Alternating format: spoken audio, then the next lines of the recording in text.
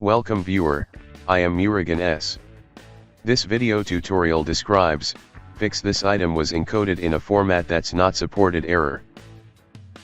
Open any browser.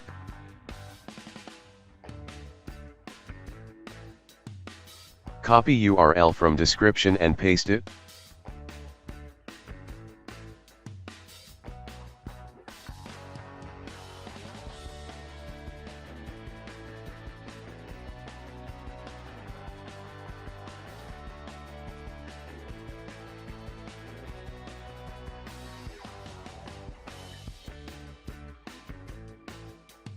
Open downloaded file.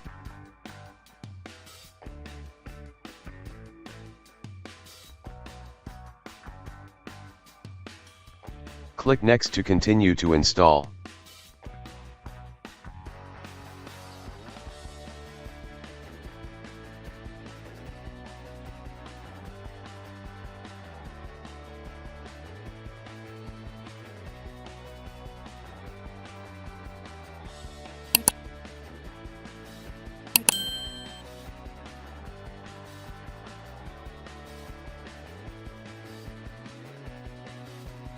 Click Finish to done installation.